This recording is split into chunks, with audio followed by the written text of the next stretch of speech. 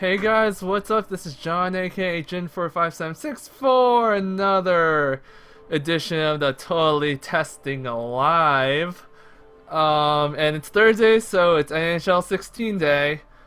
So as you already noticed, I have some fancy new graphics now. I'm using OBS as my broadcaster now instead of the PS4 proprietary stuff, so no more picture of me, in the gameplay or any of that stuff.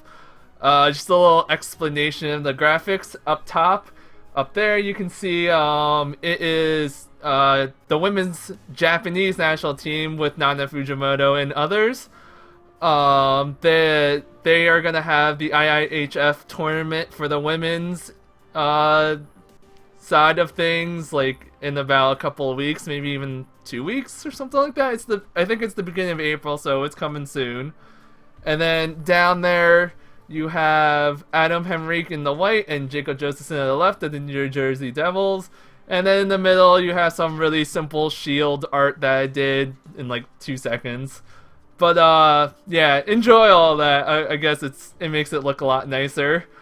So anyway, last I left you guys, which was 2 weeks ago, I had got to the finals and I lost to Dallas in the finals in 6. So I kind of fast forward through all the off-season stuff in my BNGM mode. So I'm going to show you the moves that I pretty much made, and then we'll just go into a preseason game and see if things are good or not. Alright, so we head into this edit lines. Alright, so I grabbed Brandon Puri off of free agency, and I let go of Patrick Elias. He didn't retire. He's in Arizona now, of all places. So I pretty much kept like the top 6 beyond that intact. Henry, Camilleri, Stepniak, Zajac, Palmieri. Klo is still there. I couldn't get rid of him, so I'm just gonna keep him around. I got Jacob Josephson in center. Sergei Kalina is on the 3rd line.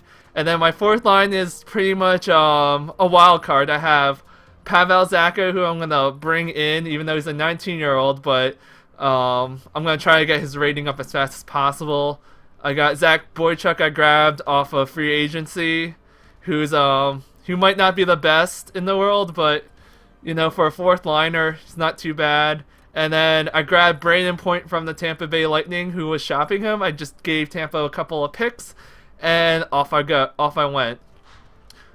And in defense, we have Green and Larson, Merrill and Severson, John Moore, and I grabbed Matt Carl too as part of the Tampa Bay trade to offload some salary from them. I did trade out Eric Jelena and Stefan Matteau to Ottawa for a bunch of picks. And that's about all the moves I did. I still have Corey Schneider and Keith Kincaid as my 1-2 in goaltending. So not too much of a drastic change, but, a couple of changes that are like, kind of like, it'd be cool if they panned out picks. And then a lot of draft picks, which, who knows if they're going to pan out or not. So that's pretty much where I am with Be a GM mode. And we will get this going. Let me scroll this thing down a little bit. Alright. So, let's talk about the actual real people hockey. So, in the NHL, things can change very quickly, and in the 2 weeks that I was out, not, like, a couple of things have changed, a couple of things have stayed the same, but you'll probably figure something out as we go through the standings. Sorry, I got lost because there's actually a new intro I've never seen before, but that's cool.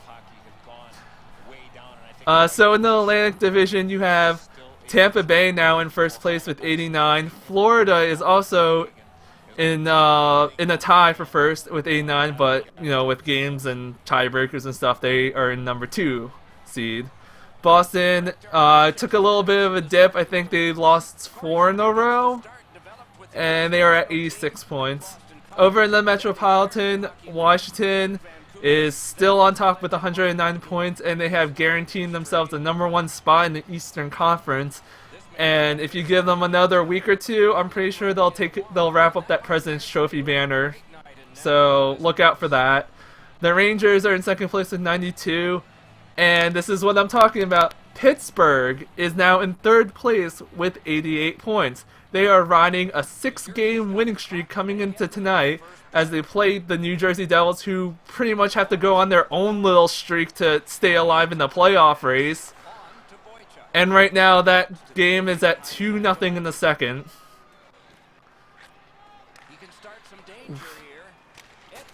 Oh, that was off the helmet. Over in the wild card, you have the Islanders now in that first wild card spot. They have lost a couple in a row before winning last night. So they have at least stopped the bleeding, but whether or not they've turned it around is another story. Philadelphia now occupies that second wildcard spot after going on a little bit of a good winning streak. They've kind of cooled off a little bit, so only time will tell whether or not they are for real or they'll start falling again. And then after Philadelphia, you have a big red line saying that this is where you don't go to the playoffs. And the first person over that line is Detroit with 83 points. So they are tied with Philadelphia. They have done pretty pedestrian in the last 10. They are 4-6, I believe. So they have kind of left the door open, not only for Pittsburgh, who's kind of just rammed themselves into a playoff spot, but for Philadelphia as well. And if you're a New Jersey Devils fan, that kind of gives you a little teeny bit of hope. A lot of things still gotta happen, including them winning a lot of games. So I wouldn't put too much stock into it. But it's not like they're totally out, so I did include them in the playoff race. They are at 77 points at this moment with 9 games to go.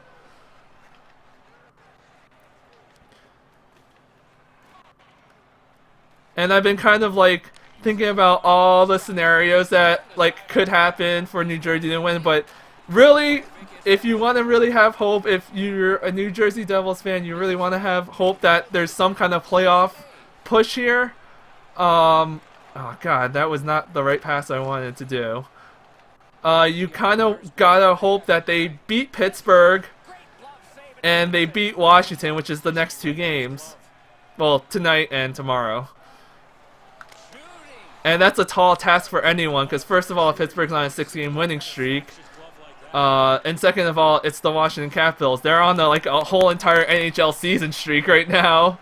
So very tall task, but if they can pull out those 4 points, I think that'll at least open the window up for some kind of playoff run. But again, I think New Jersey's going to have to win it out. Like, they're going to have to win all their games, regardless of that outcome.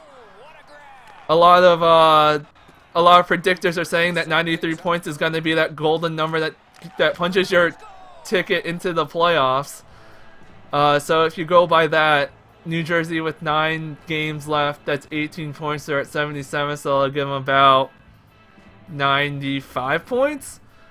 So that pretty much means that they're going to have to win all their games. Over to the Western Conference, and the Los Angeles Kings have punched their ticket into the Stanley Cup playoffs with 93 points. Anaheim is in second place with 89, and San Jose is right behind them now with 88. So if San Jose and Anaheim can grab some wins in their next games, they too will earn themselves a playoff spot. And the Pacific Division's pretty much locked up. That will also pretty much kill off the Arizona Coyotes and company in the Pacific Division of making the playoffs. But that was already established a long time ago. We're just making it official. Ugh, hit that guy. Alright. Oh, Peary's got some speed, man. Peary's got some speed! But not enough to do a move.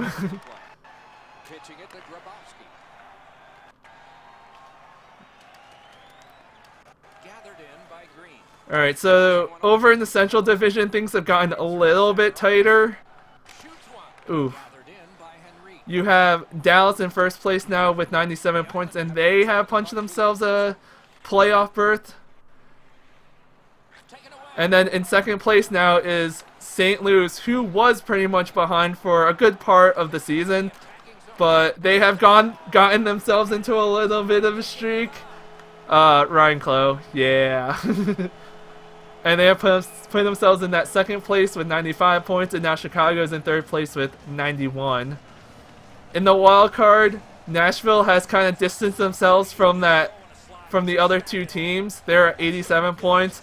Barring some kind of ridiculous losing streak, I think they'll be okay. And probably the most exciting race is for the last playoff spot. You have Minnesota, Colorado going at it. They keep going back and forth every night. For now, though, is Minnesota with 81 points and Colorado with 80.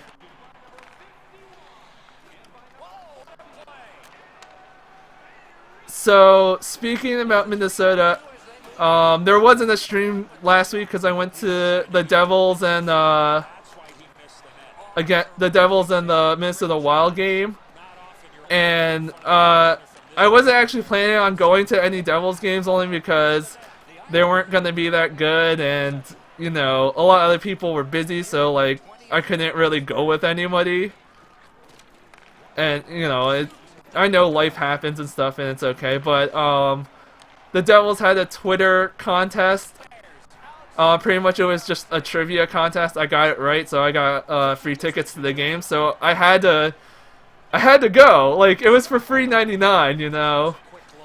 And I asked my friend John Smith to go, and you know, he made things happen so he could go. So we pretty much went down there, and it was a Thursday game, so I didn't expect a lot of people to be there. But like, it wasn't as empty as I thought it was going to be. Like, even though the seats that they gave us, the whole row was pretty much empty. It was alright. I kind of thought the Devils were gonna like really, really blow it. Cause you know, lately they weren't doing that great. You know, they were playing 500 hockey. They're still technically playing 500 hockey right now. But they put up a really good showing. Like, they really took it to Devin Dubnyk, and granted, Dubnyk and who is their backup? I can't remember, but their backup wasn't that great either. They were pretty much flopping around a lot and like letting in really soft goals. The Devils victimized them for 7 goals, which is crazy. And you know,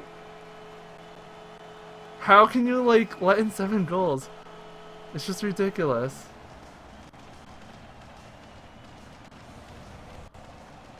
If you really think about it, it's something. The puck's got to get through the middle of the ice. The area in between the two face-off dots. If you get there, you're going to get rewarded. That looks like it almost went right through him. But also when Minnesota comes in, it's also the return of Zach Parise, and man, the Boo Birds were there. I'm not sure if that many people are still butthurt about the whole Zach Parise thing, but I think they just like to boo somebody, you know. Kind of like how Scott Gomez was getting booed when he signed with the Rangers. Like, I bet you if Zach Parise ever came back to the Devils, I'm sure people would forgive him in a way. But I'm sure that's not going to happen. So, but it was fun to boo him. He did get an assist too, so don't feel bad about it. Retreated to the defensive zone. Took that pass right up the wing. Huge hit. Possession's gone. Unfortunately, the puck carrier there knows he's in a hockey game. Wow, what a collision. Oh, come on. No, no, no, no, where is it?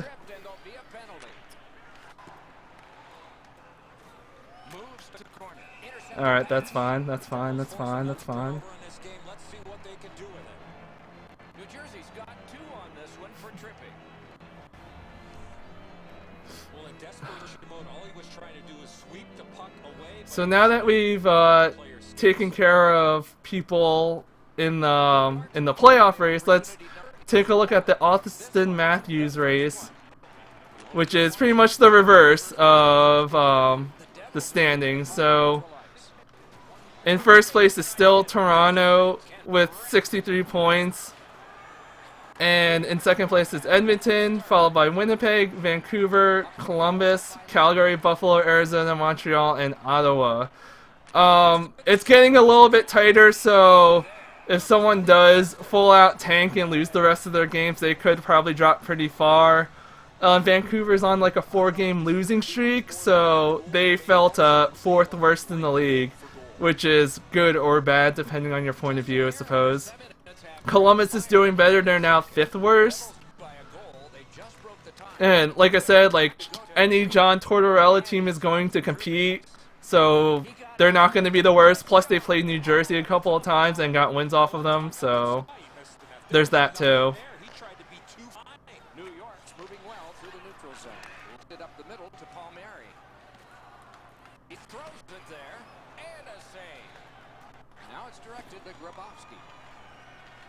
The Islanders up the wing, lock the puck.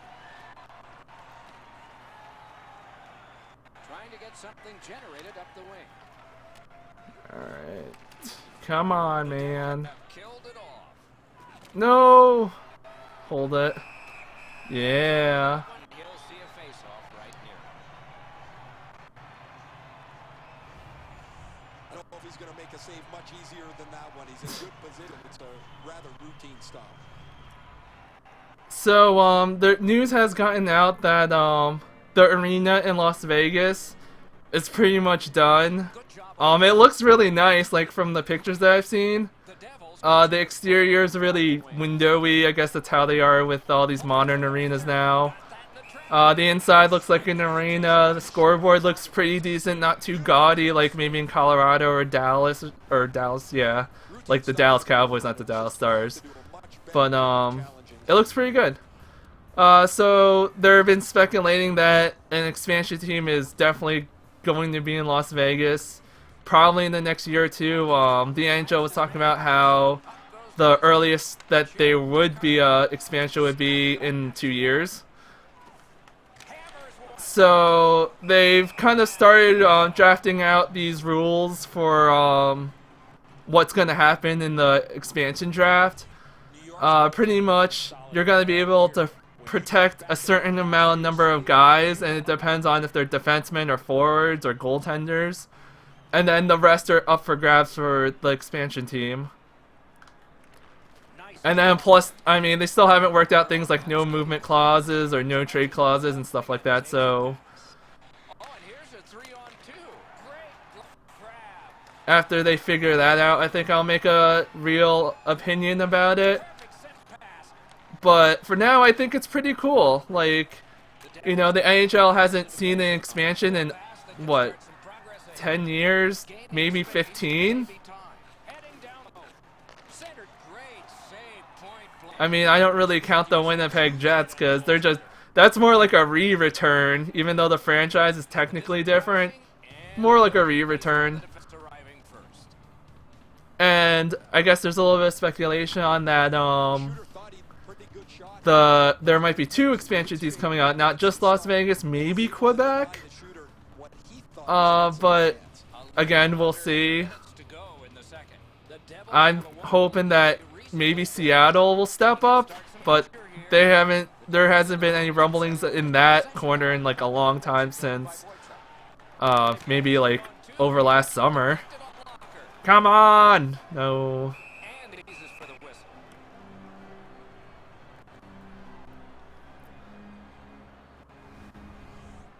the shooter can do much more than that. The goaltender made an excellent save on a great bid for goal. Alright, so my annual how are ex-Devils that were traded the trade deadline are doing list is up again, and I kind of like doing it because it's just like it really shows on like if the Devils won or not on their trades. I mean, I know most of them were pretty much for picks, but it's always fun to see. And so let's take a look at like the players that the Devils traded. First off, you have Lee Stepniak, who is in Boston right now. He has played 11 games, and he's gotten 2 goals and 7 assists. 2 goals, 5 assists, sorry, for 7 points. He's a +2 right now. His last goal came yesterday against the Rangers, so he has 3 goals against the Rangers, which is insane. So I guess if Boston plays the Rangers, you know who the X factor is going to be in that matchup. But he's doing really well, and he's on the top line, so it's expected that Stepniak does well. So I'm happy for him. That's pretty cool. Let's just hope he doesn't do as well when Boston plays New Jersey in the next week or so. Oh, come on, Zajac.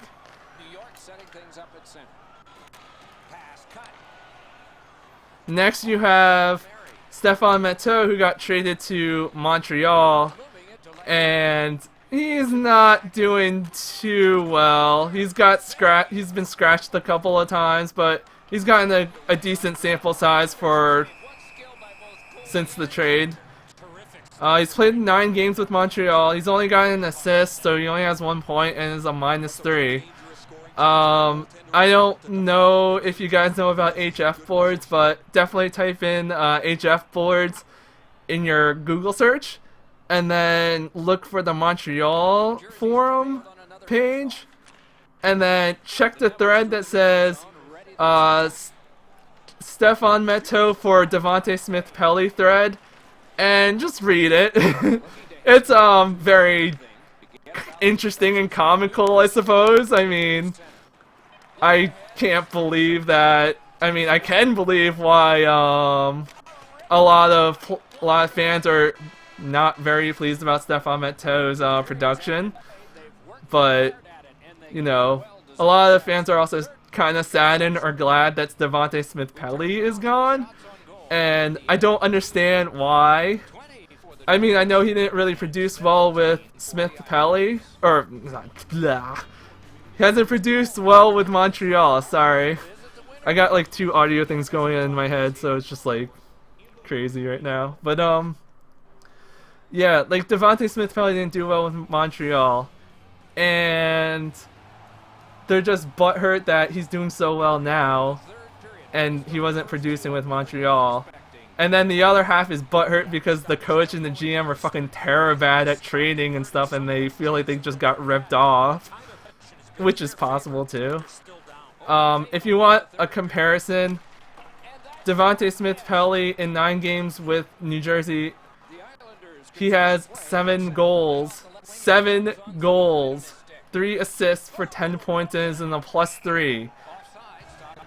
So he's pretty much been that rock for New Jersey right now, who's barely holding on to a playoff spot, or who's barely holding on to the playoff race. But he's also getting first line minutes, and they're really giving him a shot on the top line and saying, you know what, show us what you got, and give credit to the kid he is.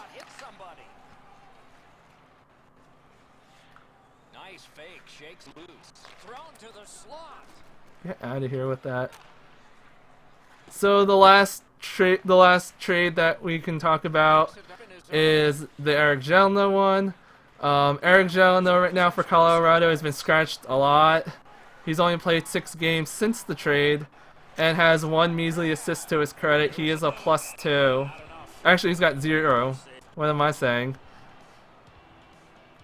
And I guess for a defenseman, that's either good or bad, but for a defenseman that has a cannon of a shot that should be scoring goals or even getting assists from like deflections or something like that.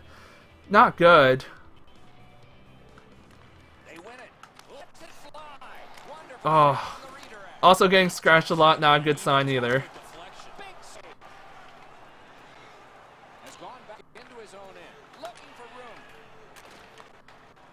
Over on the waiver pickup for David Warsofsky, he's played 5 games, whole lot of zeros too, but for him a whole lot of zeros is fine because he's not there to score, he's there to play defense.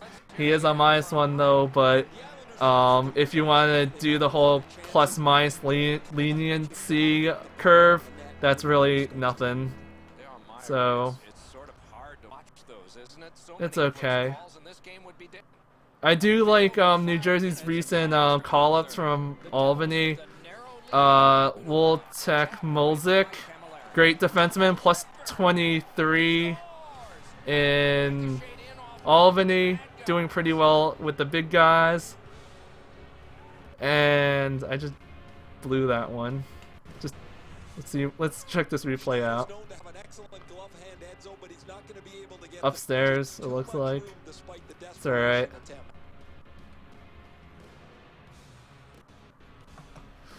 Alright, gotta score another goal.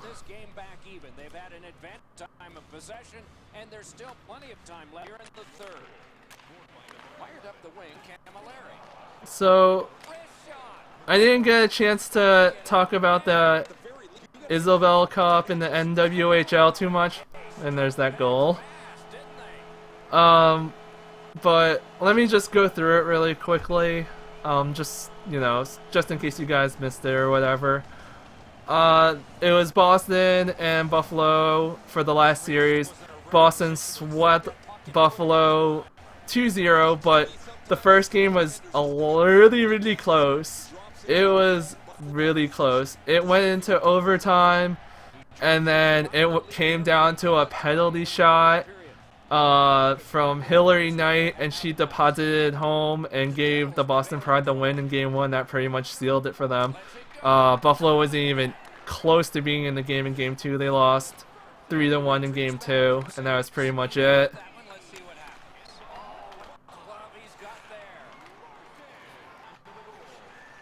Oof.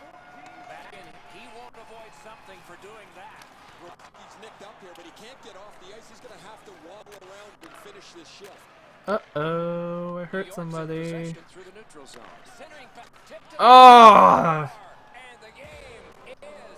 My body cannot touch the puck to deflect it out, and that was pretty much it. But, in the first game, Boston put in 34 shots on McLaughlin, to Buffalo's 20 on Brittany Ott. For Buffalo, Emily Falzer had 1 goal, 2 assists for 3 points, so she pretty much contributed in all of Buffalo's goals. Hillary Knight, 2 goals, but they were the most important ones. They were the game-tying one in the third, and obviously the game winner in overtime. In Game 2, the shots were a lot closer. It was 33-30 Boston. Brianna Decker with the goal and 2 goals and assists for 3 points. Brittany Ott made 29 saves, and Brianna McLaughlin made 30 saves and 33 shots.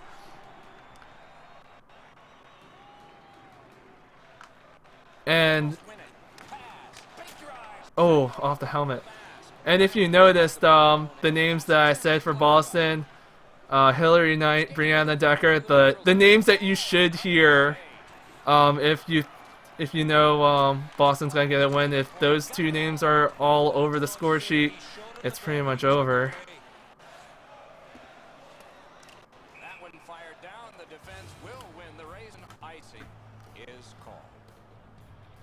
So the NWHL also has awards given out at the end of the season. They all pretty much went to the Boston Pride, so the Boston Pride for year number 1 gets to take home a lot of hardware, including the Isabel Cup. Oh jeez, that was a bad pass. Alright. legs are there to be used, and he does it with that pass. Save. Hillary Knight does take home the award for most points in the season with 33. Brianna Decker Really good deflection. takes home MVP of the league. Ah, Jesus. No!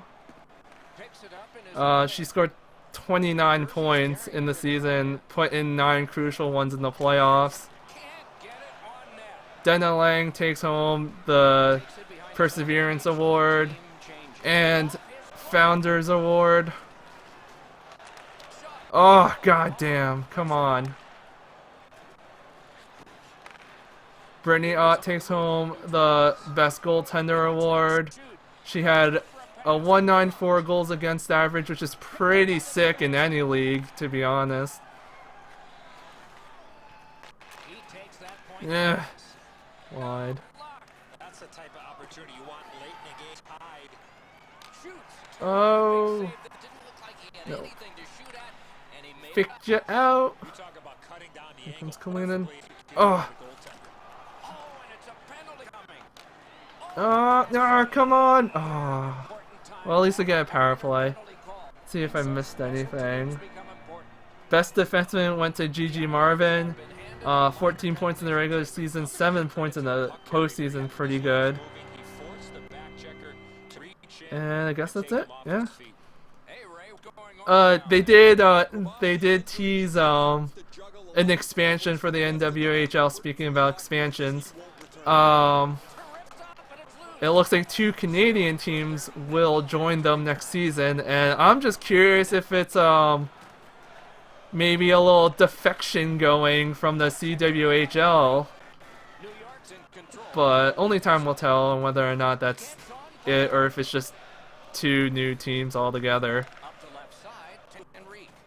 Because I know there have been kind of rumors that like someone might absorb the other, and But he missed the net. I'm thinking it's probably if the NWHL concept of, you know, paying the players and stuff works out, then I think they'll get the CWHL will get absorbed, but that's a long ways away. I think the concept still hasn't been quite proven yet. Although Good deke, and he I gets did enjoy watching the games. I mean, some of the telecasts were kind of rough, but it is year 1, so you gotta like cut them some slack. the Islanders kill off a hugely important penalty. Ah, Colin flat-footed. Come on! Yeah, Lee Stepniak! And it's 4-3 with 1:09 left. Woo! Shots delivered at a different angle, Edzo, than the goaltender expects. Because doesn't hit it solidly, the goalie is fooled on it.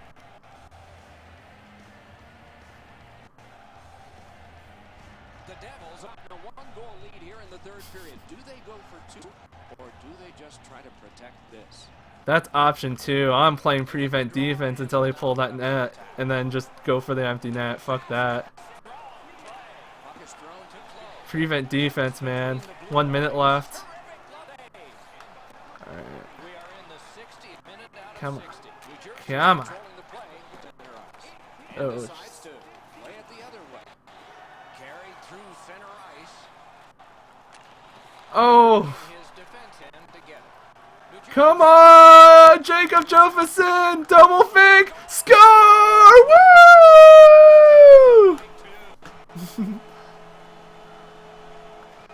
I know it's just a preseason game, but it's still cool!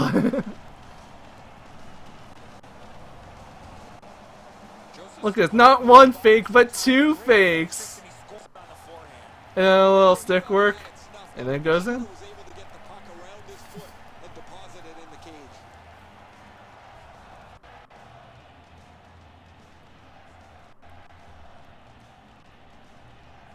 Alright, I feel a lot more comfortable now. They'll probably pull their goalie soon-ish. Yeah, I figured as much.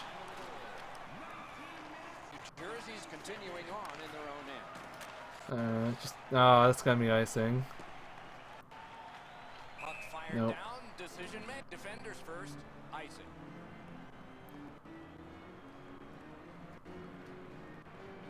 One last risky attempt to get back in this game. You pull the goal, put an extra man out, and you should lift face off, or you're in trouble. Karen pass. Uh-oh, I think they're in trouble. I think they're in trouble! Oh, there you go. That's goal number 3. And the last bit in the few, with 7 seconds left. And we can breathe easy now. Man, it is a lot it's actually a lot harder to play NHL 16 and try to talk at the same time. Just your attention is like on 2 different things, but you know, sometimes it works out and sometimes it doesn't.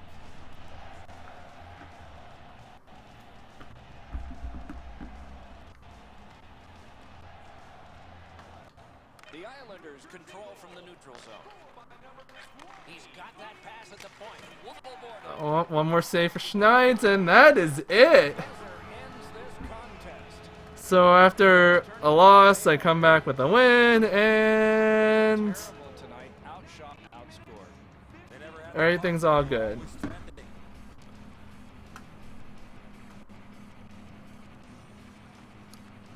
So we'll take a look at the stats really quick, and then we'll wrap this up because I want to see the rest of the Devils and Penguins game. Hopefully it hasn't gone out of control, because before I started the stream it looked like Pittsburgh was going to bring it back, but New Jersey's got a 2-goal lead, so we'll see how that is once this ends. Oh, wait. Nah, there you go. Slide it home that 5-hole.